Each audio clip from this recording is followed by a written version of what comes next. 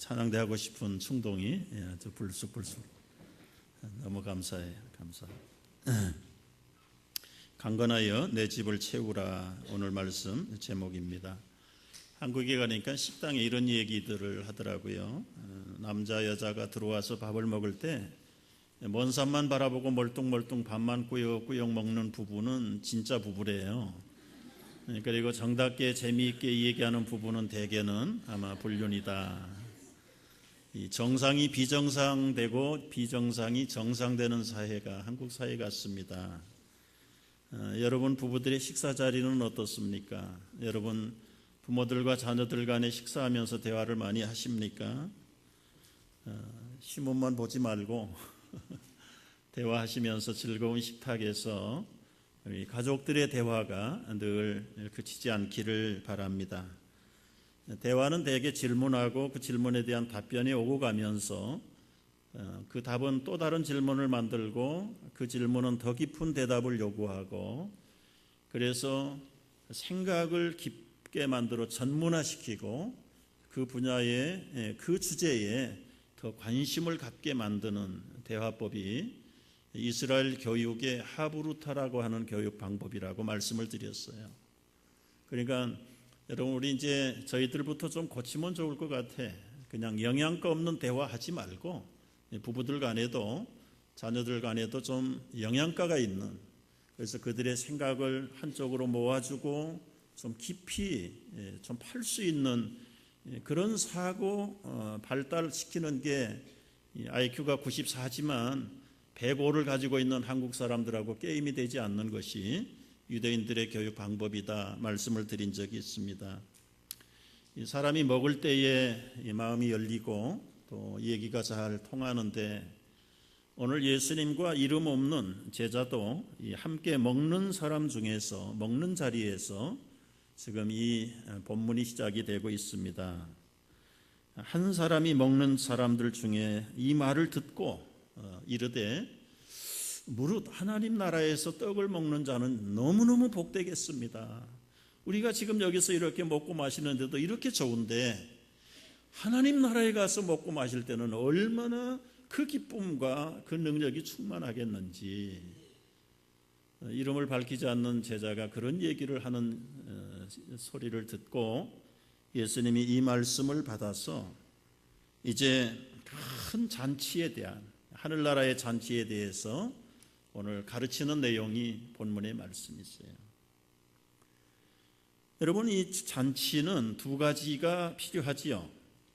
뭐니 해도 풍성하고 맛있는 음식이 있어야 합니다. 우리가 다음 주일에 말씀의 잔치, 생명의 잔치를 벌려요. 이 맛있나 얼마나 풍성하냐 그건 설명을 안 드려도 우리 한국 사람들은 다 아는 장경동 목사님을 초청하게 되었어요. 더 중요한 것은 아무리 푸짐한 음식이 준비되어 있어도 그 음식을 먹는 하객들이 많으면 많을수록 그 잔치는 성대하고 그 잔치를 베푸는 혼주는 너무 보람이 있고 정말 마음의 기쁨으로 긍지를 갖게 되는 것입니다. 그래서 오늘 우리 교우들이 이제 1시 45분에 좀 더 많은 분들이 그 말씀을 듣기를 원해서 거리 전도를 나가는 거예요. 거리 전도를 나가서 이 생명의 잔치에 한 사람이라도 더 와서 들을 수 있고 참여할 수 있게 되기를 바라는데, 여러분 우리 모두가 다른 핑계 대지 말고 다 참여할 수 있게 되기를 주의 이름으로 축복합니다. 잔치는 대개 임박해서 알리지 않지요. 미리 통보합니다. 우리 자녀들의 젊은이들의 결혼 날짜가 잡히면 적당한 기간 동안 벌써 넉넉하게 통보를 해요. 유대인들도 그랬어요. 그리고 당일날이 되면 종들을 보내가지고 한 분 한 분들을 잔치집에 모시고 가는 거예요. 옷이 없는 사람에게는 예복을 갖다가 입히고요. 옛날에는 옷이 많지 않았잖아요. 그리고 그날 메뉴에 대해서 설명을 해요. 살찐 송아지도 있습니다. 최상품 포도주도 준비했습니다.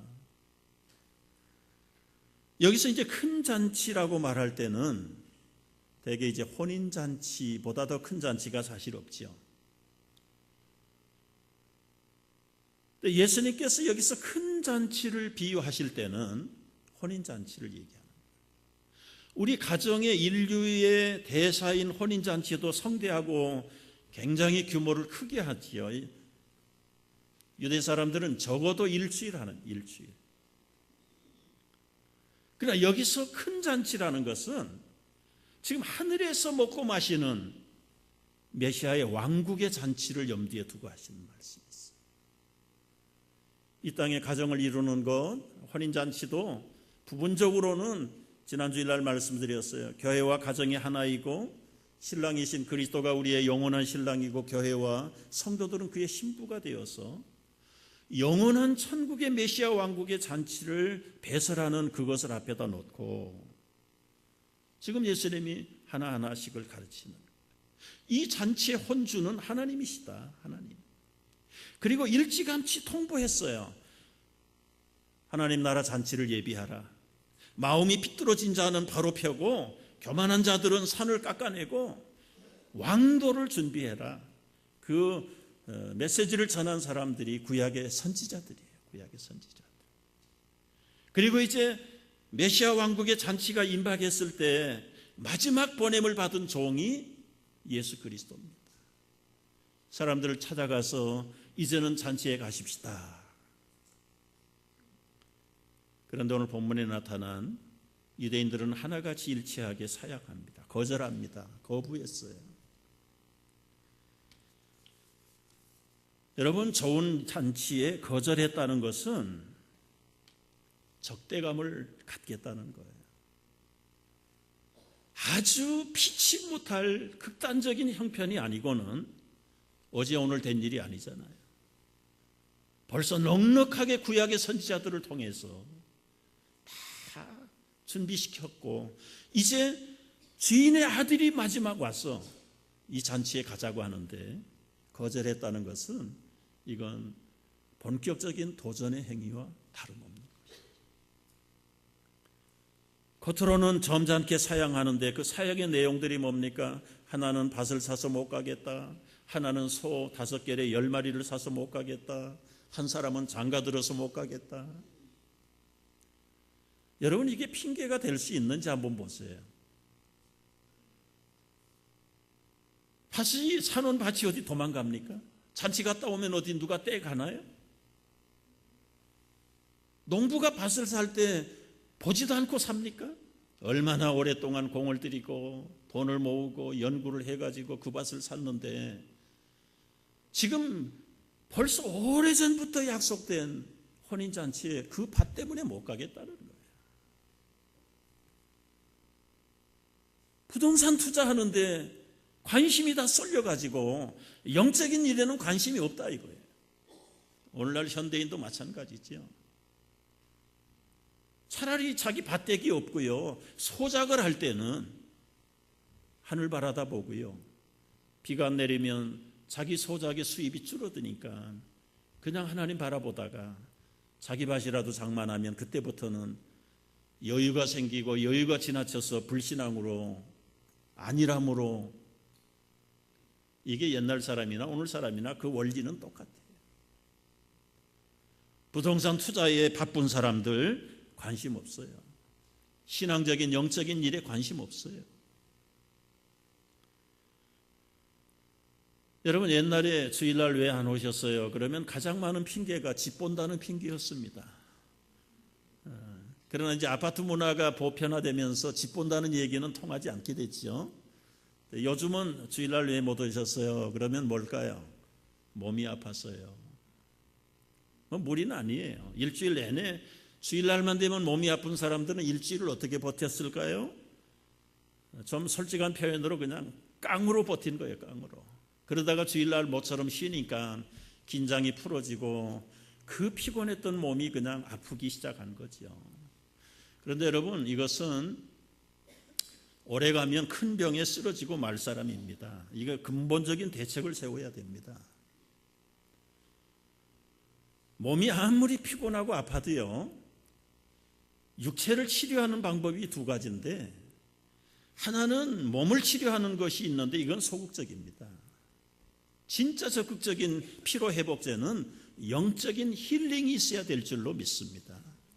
영적으로 은혜를 받고 영적으로 기쁨이 샘솟기 시작하면 소위 말하는 엔돌핀, 다이돌핀이 막 나와가지고요, 기적 같은 일들이 벌어지기 시작하는데, 우리가 주일마다 모여서, 때로는 수요일날 모여서 주님 앞에 대면할 때마다 기쁨으로 찬양하고 산예배를 드릴 때 주님과 내가 통하고 그분의 은혜가 임할 때 우리는 모든 무거운 것들을 벗어버리고 영적인 힐링을 맛보면서 기쁨으로 충만한 잔치집의 기쁨이 샘솟듯이 솟아날 줄로 믿습니다. 그러니까 여러분, 교회 와서 절대로 스트레스 주지 마세요. 스트레스 받지 마시고요. 기쁨의 잔치를 하러 온 사람들이 잔치집에 가서 스트레스 주고 스트레스를 받으면 되겠습니까? 안 되지요. 우리가 주님 앞에 모일 때마다 이것은 영적인 잔치예요. 영적인 잔치.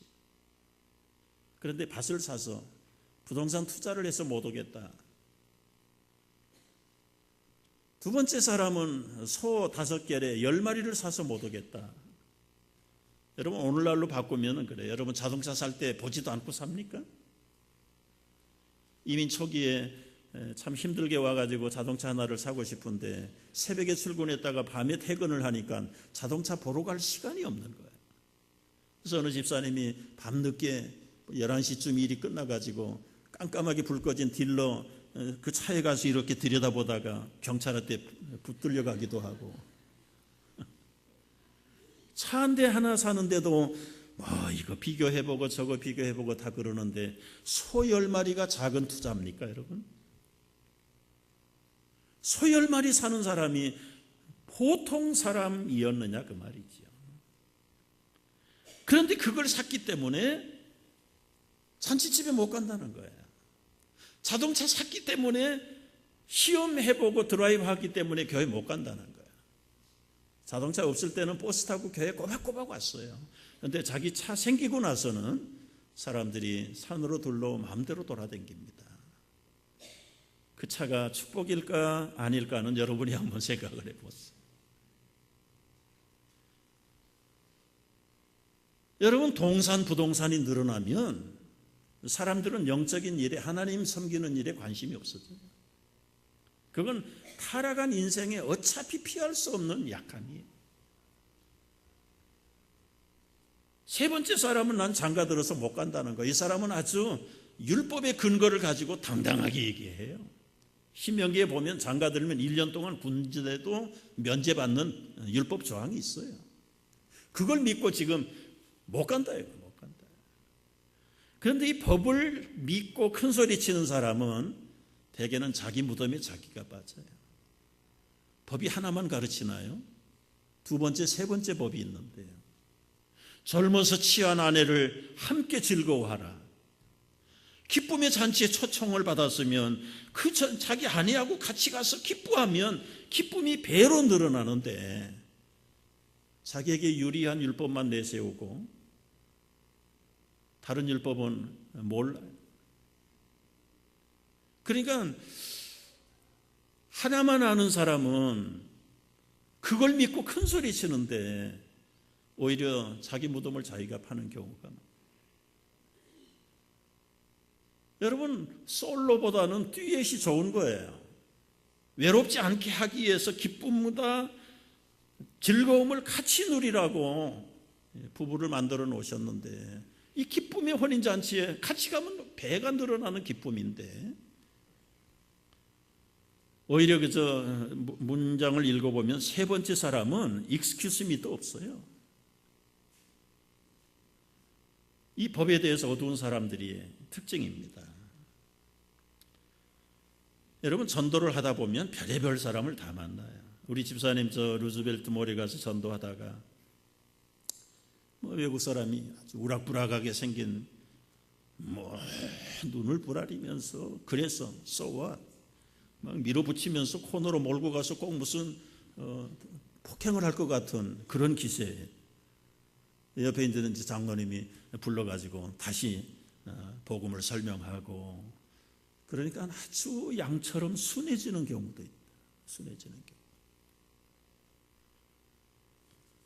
여러분 요즘 사람이나 옛날 사람이나 좀 있다고 생각하는 사람은 이 전도를 받지 않습니다. 초청을 받지 않아요. 특별히 뉴욕에 사는 우리 한국 분들 벌써 이렇게 보면 교회에서 나온지 알잖아요. 다가가면 나 바빠요. 나 교회 댕겨요. 교회 댕기는 것이 매너가 뭐 그래. 여러분 조심하셔야 돼. 여러분도 혹시 가서 누가 전도를 하거든요. 오히려 격려해 주셔야 돼요. 그러시냐고. 정말 나는 교회 댕기는데 이렇게 나와서 전도하시니까 제가 부끄러운데 너무 좋습니다. 열심히 하시죠. 그렇게 해야지. 여러분 그 교회 우리 교회가 뭐 하나님의 교회가 다른 교회입니까? 근데 그런 사람 교회 안 댕겨요. 그걸 알기 때문에 그걸 빙자해서 나 교회 댕겨요. 우리 아이들은 교회 잘 나갑니다. 당신들이나 잘 믿으세요. 그런 사람들을 어떻게 처리해야 되느냐? 바울 전도학교에서 그런 문제를 다루는 거예요. 제가 전도학에서 늘 말하는 게 전도할 때는 말을 맞받아치는 복싱하면 안 됩니다. 복싱하면 안 되고 유도를 잘해야 돼요. 유도. 말꼬리를 잡아가지고 싹 유도해가지고 둘러치는 거예요. 기분 상할 때가 많죠. 그러나 여러분 복음 때문에 너희가 싫어함을 당하고 환난을 당하고 핍박을 당할 때는 복 있는 자라고 주님이 말씀하셨습니다. 믿으시기 바랍니다. 그게 축복이랍니다. 아멘. 오늘 이 종이 세 사람이 일제히 사양을 하고 거절을 해서 주인에게 가서 보고를 했어요. 보고를 했더니 주인의 반응이 무엇입니까? 21절에 보면은 종이 돌아와서 주인에게 그대로 고하니까 이에 집주인이 노했다고 그랬어요. 아주 앵거를 가지고. 여러분 지금 1차적으로 이 초청에 거절한 사람들은 어떤 계층일까요? 우리는 나면서부터 아브라함의 자손이다. 우리는 선민이고 선택받은 민족이다. 뭐 그까지 메시아 정도 예수 그리스도 갈릴리에서 나온 사람 그 잔치에 가지 않아도 우리는 메시아 왕국의 백성이다. 이런 잘못된 메시아관을 가지고 있는 아브라함의 자손이라고 믿고 있는 유대인들입니다. 유대인들. 여러분 예수님이 속으로 얼마나 노합니까? 주의 일을 하라고 세운 직분자들이 실실 빼고 자기 길이나 가면 담임 목사 화나요. 그러나 겉으로는 드러내지 않지요. 그 당시에 잔치를 거절하고 사양하면 자기 사설 군대를 보내가지고 아주 쑥대밭을 만들어버립니다. 그건 권위에 도전하는 거죠. 권위에 도전하는 거죠. 그러나 오늘 여기 나오는 주인은 속으로 노하면서 두 번째 종들에게 부탁을 해요. 빨리 시내로 가라, 거리로 가라, 골목으로 가라. 가서 가난한 자, 몸이 불편한 자, 맹인들과 저는 자들을 이 잔치에 초청해라. 데리고 와라. 데리고 와라. 여러분 이 둘째 그룹에 초청을 받을 사람은 누군가? 보는 대로 거리에 사는 사람, 골목에 사는 사람, 가난한 사람, 몸 불편한 사람, 병들어도 치료 못 받는 사람, 그리고 몸에 장애를 가지고 있는 사람들, 소위 말하는 메저리티가 아니라 마이너리티 그룹의 사람들이. 유대인은 유대인인데 하이클래스가 아니에요. 변두리의 사람들, 소외받는 사람들, 수입이 적은 사람, 수입이 적으니까 영양실조에 걸리고 병들어도 약을 쓸 수 없고 그 병이 병을 불러내고 불구를 만들고 장애를 만들고 이렇게 소외된 사람들 가서 빨리 데리고 와라. 빨리 데리고 와라.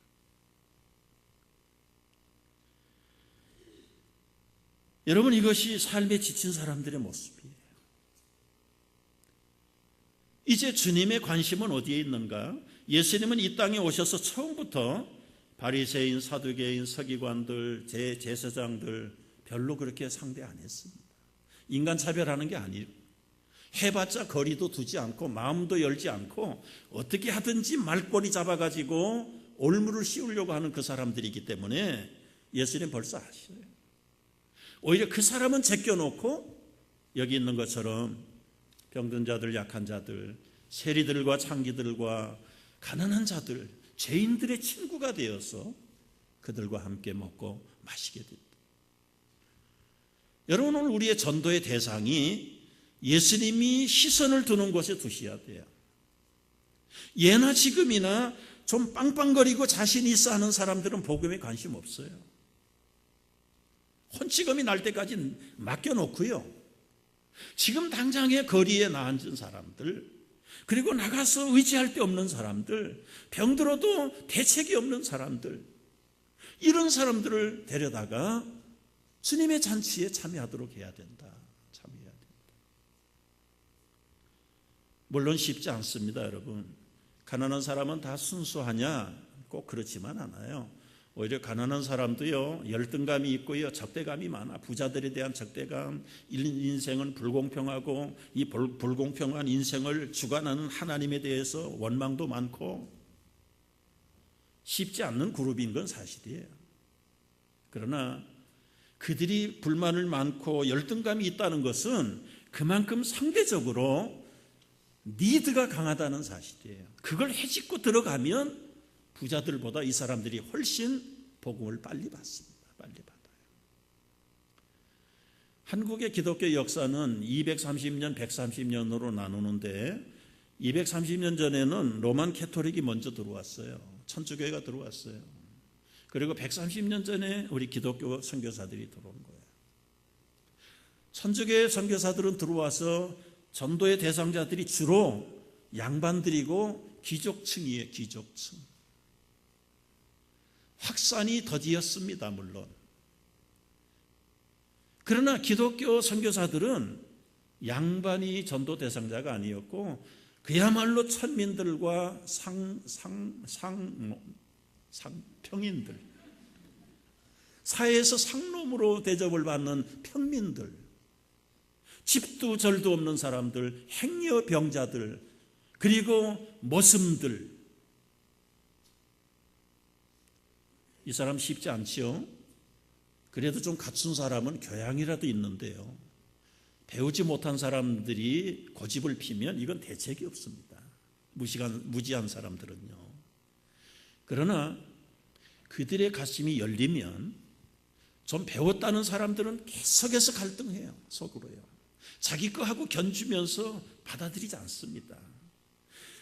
무지한 사람, 배움이 짧은 사람들은, 고집이 센 사람들은 한 번 꺾이고 나면 의지할 데가 없어요. 그거밖에 붙잡을 게 없어요. 그래서 한국 기독교회가 그래서 결국은 100년 전에 먼저 왔던 어느 정파보다 100년 후에 온 기독교가 훨씬 더 풀뿌리 근성을 가지고 더 짧은 시간에 더 번창하게 된 원인이 된 거예요. 옛날이나 오늘날도 여러분, 부자들은 부동산 투자하는데 정신이 팔렸어요. 논 사고 밭 사고 재산 늘리는 데에 모든 관심이 거기에 있습니다. 이렇게 롱 할러데이 같으면 여러분 아무래도 비즈니스의 어떤 파트너하고 지금 라운딩하고 있을런지 몰라. 1박 2일 여행을 가면서 자기 한 건 잘하려고 지금 뭘 하고 있는지 모르겠어. 중요한 것은 무엇입니까? 상투적으로 즐기는 것, 재미있게 사는 건 하나님이 원하시는 거예요, 여러분. 예수 믿으면 세상의 기쁨도 즐거움도 쾌락도 다 포기해야 되는 거 아닙니다. 그러나 중요한 건 무엇입니까? 기쁘고 즐기면서도 구원에 대한 관심, 그리고 영혼에 대한 관심은 놓치지 말아야 되는데, 여기 나오는 사양한 사람들은 자기 탐욕에 빠져가지고 구원에는 전혀 관심이 없는 사람들이에요. 그래서 이런 할러데이 때는 오히려 더 큰 프로젝트를 만들어서 즐기기 시작해요. 목회를 지금까지 해오면서 보는데요, 롱 할러데이 때 일어나는 사고는 거의 치명적인 사고입니다. 왜냐하면 풀어질 대로 풀어져가지고 자제하는 마음이 없어가지고요, 한 번 사고 당하면 아주 치명적인 사고를 당해요. 여러분이는 세상을 즐기는 사람이지만 쾌락이 전부가 아니잖아요. 환경의 넉넉함이 전부는 아니잖아요. 젊음이 전부도 아니고요. 왜 젊습니까? 왜 환경을 주셨습니까? 생명과 영혼에 대한, 하나님 나라에 대한 그 모든 것들을 수반하기 위해서 주신 것들이라면 우선순위가 정리되어야 될 사람들이죠. 예수님 당시에도 예수님의 관심의 초점의 대상은 상류층 사람들이 아니에요. 도시에 사는 사람, 변두리에 사는 사람, 메조리티가 아니라 마이너리티 그룹에 있는 사람들. 그래서 지금 대두되고 있는 게 도시 선교입니다. 도시 선교. 해외 선교도 중요하지만 지금 세계 5대양 6대주의 모든 나라가 75%가 도시 집중화 현상을 이루고 있어요. 어느 나라든지 아프리카든 아시아든 유럽이든 어디든 시골에 가면 사람 없어. 이제는 다 도시로 꾸역꾸역 밀고 들어오는데 75% 세계 인구가 지금 도시 집중화 현상이에요. 여러분, 도시라는 게 어떤 것입니까? 그 75%가 모여 살지만 거기서 상류층에 그리고 자기 삶을 즐길 수 있는 사람은 프로테이지로 2%밖에 안 되는 거예요. 절대 다수가 도시의 변두리의 서민들이에요. 도시라는 것이 어떤 것인가요? 사람들이 모이니까 질서가 깨집니다. 가치관이 혼란스럽습니다. 수단과 방법이 통하지 않는 세상이 되어버리는 거예요. 순수함이 사라지는 것이 도시예요.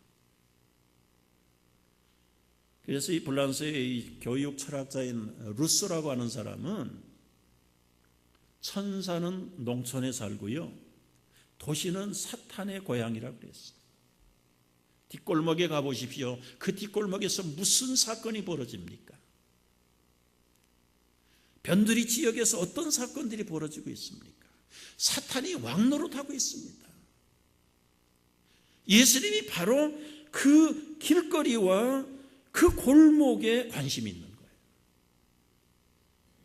가서 거기에 있는 사람들을 데리고 와라.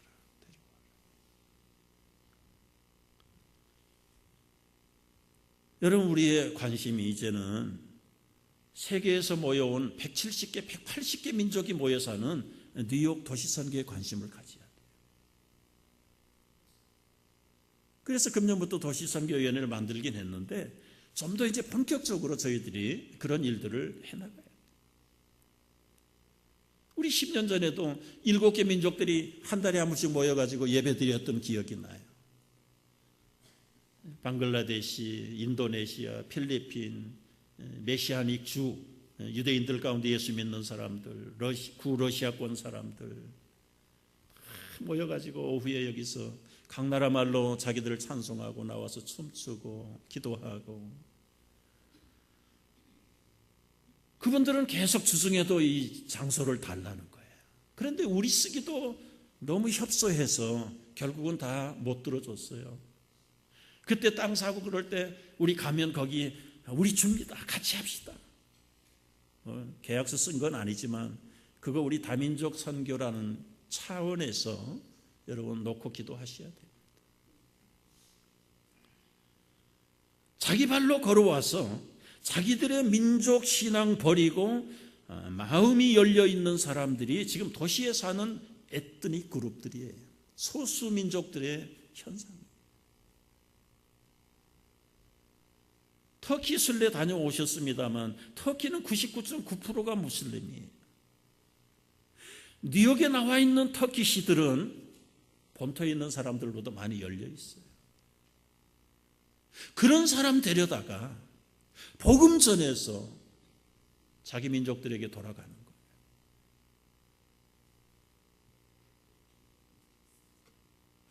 예수님의 관심은 지금 소외받는 유대인들, 변두리에 사는 그야말로 대접받지 못하는 버려진 인생들에 대해서 관심.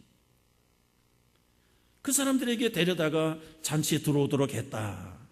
그런데도 아직도 자리가 차고 많이 남아 있어요. 많이 남아 있어요.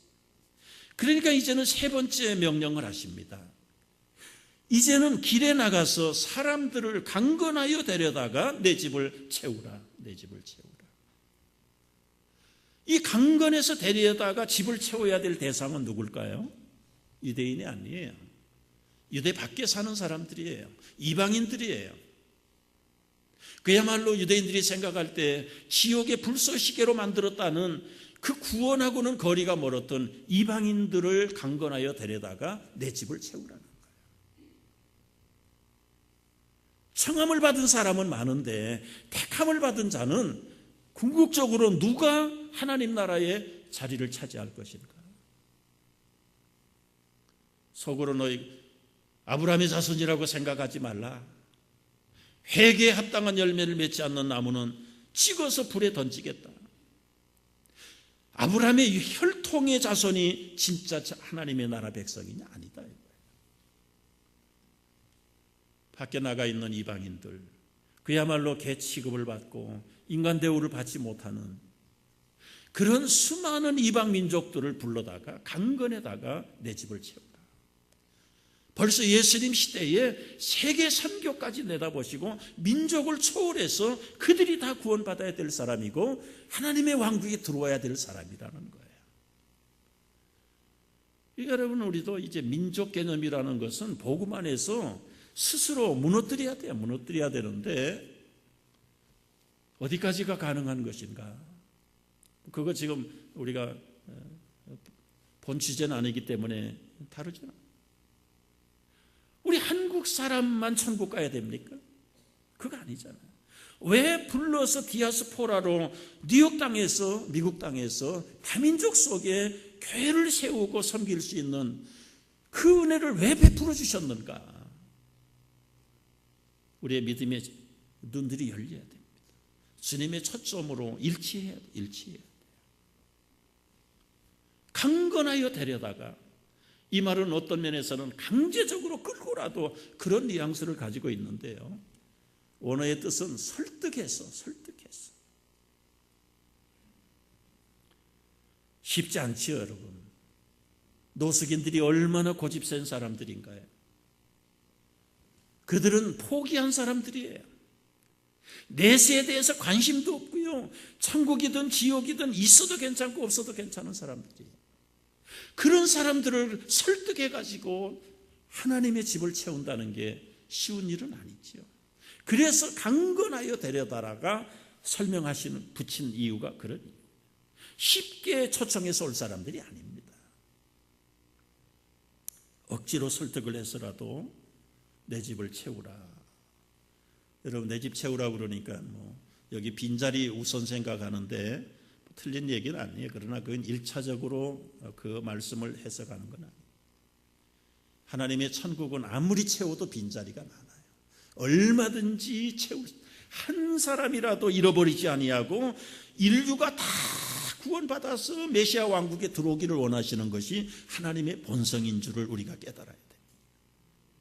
2차적으로 우리가 소속되어 있는 이 빈자리도 채워야 돼. 교인이 줄어듭니까? 늘어나지 않습니까? 그걸 다른 사람에게 핑계대지 말고 내가 한 사람이라도 설득해서 불러다가 이 자리에 앉혀야 되는 것이야. 하나님의 조급하심, 예수님의 관심은 1차적으로는 주님의 왕국은 아무리 차고 넘쳐도 모자람이 없다는 거예요. 남는다는 거예요. 계속 채우라는 거예요. 계속 채우라. 이 말씀을 낮은 인수격으로 해석해서 자꾸 지교회의 무슨 성장 지향주의로 나가는데 표처럼 쓰는 경향이 없잖아 있는데, 근본적으로 틀린 건 아니지만 문맥은 맞게 해석한 건 아닙니다. 그러나 틀렸다고 말할 수 없어요. 왕국도 채우고 왕국에 채우기 전에 우리 빈자리 채워야 되죠. 예수님의 또 다른 부탁이 뭔가요? 이 도시선교를 내다보면서, 에트닉 그룹들을 내다보면서 너희가 모든 민족에게 가서 제자를 삼으라. 벌써 예수님은 도시선교, 다민족 선교까지 다 내다보시면서 우리에게 선교의 위임령을 선포하신 분이세요. 여러분 직장에서 만나는 스페니시들, 각 나라 민족들, 이게 다 초청의 대상들입니다. 초청의 대상들. 그래서 한 교회 안에 7민족들이, 때로는 20개 민족들이, 미국 교회도 그런 교회들이 많이 모이는 교회들은 다 에트닉 그룹별로 다 모여서 한 울타리 지붕 밑에서 바이블 스터디하고, 설교를 못 알아들으면 각 나라 말로 다 리시버를 끼고 통역을 하고, 그 그룹이 많아지면 독립을 시켜서 그 스페니시들 교회를 만들어주고, 방글라데시 사람들 교회를 만들어주고, 이게 오늘 복한 민족 속에 하나님의 교회를 세우신 우리를 향한 주님의 사명인 줄로 믿습니다. 오늘 오후에 나가면 각 나라 사람 다 만날 거예요. 그들이 와서 한국말 몰라도 괜찮아요. 동시 통역할 거예요. 와보라. 이제 우리가 어떻게 전도할 것인가, 구체적인 한 5가지만 제안하고 말씀 마칠게요. 왜 우리가 전도를 못하는가? 전도 얘기 나면 굉장히 부담스러워하는데, 여러분 한번 생각해 보세요. 강단에서 헌금 설교하는 게 부담스러워요? 전도 설교하는 게 부담스러워요? 제가 볼 때는 아마 헌금보다 전도 설교가 더 부담이 들릴지 몰라요. 왜냐하면 한평생 나가서 전도해 본 적이 없으니까. 헌금이야 믿음 따라서 하면 되고, 못하면 조금. 그래서 이 대부분 그리스도인들이 서양이든 동양이든 한국이든 이 전도에 대해서 부담을 많이 가지고 있는데, 왜 부담을 갖는가? 원인들을 분석을 해보면 방법을 몰라서, 또 믿음의 용기가 없어서, 자기 성장이 없어서, 여러 가지 그런 현실적인 문제인데요. 제일 중요한 것은 안 하기 때문에 못한다는 거야. 그러니까 첫 번째 제안하고 싶은 것은 뭐냐? 입을 열어서 전하면 돼요. 입을 열어서 전하면 돼요. 근데 어떻게 전할 것인가? 두 가지 방법이 있는데, 예수 믿으세요? 아니면 그것도 힘들고 어렵고 못하겠으면 어떻게 하라고요? 와보라. Come and see. 와서 보십시오. 교회에 대해서, 예수 믿는 사람에 대해서 그렇게 비평을 잘 하시는데 교회는 한번 가보셨나요? 물어보세요. 네, 댕기다가. 그런 사람은 문제는 아니지만, 교회 한 번도 안 온 사람들이 얼마나 비평이 능한지 몰라. 그런 사람에게 한 번이라도 가보고 그래서 한 번 오면 성령이 그때를 놓치지 않아요. 다 꾀예요. 성경에 나오는 간단한 전도법이 와보라요. 여기도 우리가 가봅시다, 와봅시다 해가지고 여기 나오게 된 사람이 한둘이 아닐 겁니다. 처음부터 내가 예수 믿어야 되겠다, 예수 믿으십시오, 그 말 듣고 나왔나요? 물론 조금 훈련된 분들, 복음에 대해서 이해가 빠른 분들은 예수 믿어야 될 걸 설명해야죠. 복음을 설명해야죠. 그러나 그게 힘들고 어려우면 일단은 간단한 거, 3글자 다 같이 와보라. 반말하지 말고 가서 와보십시오. 우리 이번에 이렇게 재밌는 목사님이 오시잖아요.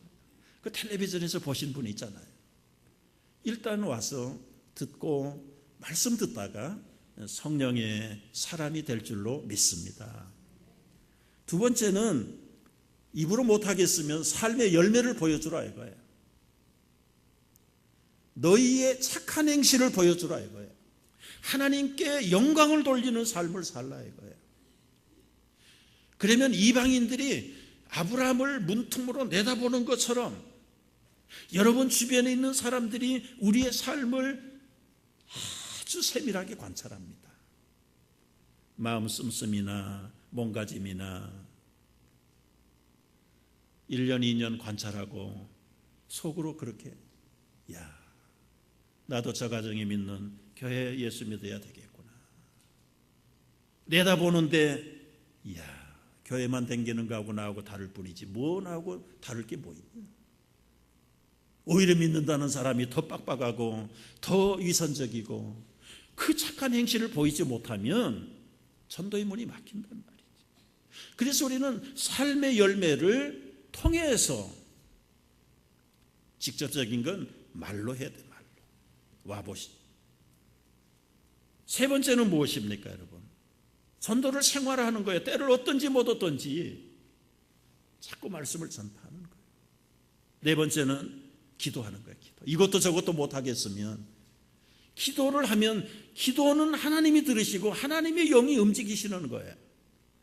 내가 믿음이 없든 용기가 부족하든 시간이 없든 그 사람을 대면하고 찾아갈 힘이 없으면 기도하세요. 기도하면 내가 가지 않아도 성령께서 그 사람을 움직일 줄로 믿으시기 바랍니다. 제일 중요한 것은 다섯 번째인데요, 이거든 저거든 시작하라 이거예요. 시작하라. 기대하면서 시작을 안 하니까 죽도 밥도 안 되는 거예요. 김기동 집사님 때 이 얘기했던 거 기억나나요?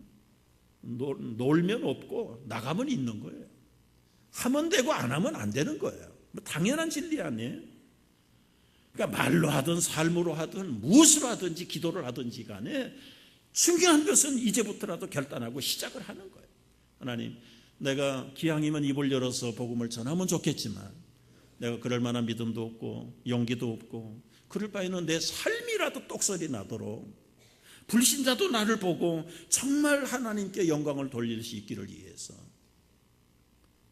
기도하면 하나님께서 그대로 여러분들의 시작에 반을 이루실 줄로 믿습니다. 영국에 존경받는 존 스타트라고 하는 신학자 세상 떠나셨는데 그분은 전도하지 않는 것은 죄다. 왜 죄라고 말할 수 있는가? 여러분, 이 약이 암의 특효약이라고 생각을 해보십시오. 이것만 먹으면 암을 고치고 생명을 회복시키고 살아나는데 이게 특효약이라고 말하지 않는 것은 그 사람을 암 속에서 죽으라는 거 아니에요. 죽으라는 거. 예수가 생명의 왕이라는 사실을 얘기하면 그 사람 듣고 살아나는데 그 얘기를 안 하면 살인 방조지. 지옥에 가도록 내버려 두는 사람이라 이 말이지. 이게 죄라는 거예요. 이게 죄. 반하우스라는 신학자는 전도하지 않는 그리스도인들을 자폐증 환자라고 해서 자폐증은 뭔가 이 뇌의 왼쪽 부분에서 나오는 호르몬 이상이 생겨가지고 이상해서 나오는 병인데 이 자폐증에 걸리면 어떤 심톰, 증상이 일어나는가? 의사표시를 못하고 사람들과 교제가 안 되고 자기 표현을 못해. 영적인 신앙적인 자폐증에 걸린 사람은 사람하고 교제 못합니다. 내가 믿는 그리스도가 이런 분입니다라고 의사표현 못해요. 여러분이 영적인 자폐증에 걸려가지고 불구로 살아야 되겠습니까? 얘기 하나만 하고 마칠게요. 시카고 근교에 사는 밥 그레이라고 하는 신실한 그리스도인이 있어요. 이분이 아침마다 일어나서 기도하는데 하나님, 오늘 또 순적한 전도 대상자 한 사람 만나게 해주세요. 그리고 운전하고 출근합니다. 길에 나갔는데 젊은이가 차 태워달라고 손을, 하나님 태워야 됩니까 말아야 됩니까? 그 속에서 나오는 성령의 음성이에요. 저 사람은 내 사람이다. 태웠어요. 어디 가세요? 다운타운 갑니다. 아니요, 다운타운 말고 당신의 인생의 목적지가 어디입니까? 나 그런 거 생각해 본 적이 없어요. 그러면 암만 제가 바빠도 제 좀 고백을 좀 할 수 있을까요? 시간 조금만 내겠어요? 마음대로 하시오. 한쪽에 차를 세우고 예수 복음을 전했어요. 성경을 꺼내가지고 두 군데를 읽어주고, 지금 형제도의 시간, 마음으로 예수님을 믿으면 주님의 생명을 얻습니다. 저하고 손을 잡고 기도하지요. 반대는 안 하니까 손을 잡고 간절히 기도를 하는데, 기도가 끝나니까 손수건을 꺼내가지고 눈물을 닦기 시작하라. 그리고는 속주머니에서 뭐를 꺼내는데 권총을 꺼내. 내가 오늘 차 태워주는 사람 쏴 죽이고 그 차 뺏어가지고 아무도 몰래 매장시키고 그러려고 나온 사람입니다. 여러분, 무서운 세상이에요. 전도 안 했으면 박그레이는 그날 생명을 잃었어요. 전도했기 때문에 자기도 살고 젊은이도 살린 거예요. 이 놀라운 일들이 여러분 앞으로 전도하는 일 속에 크고 작은 기적들이 일어나게 될 줄로 믿습니다. 기도하겠습니다.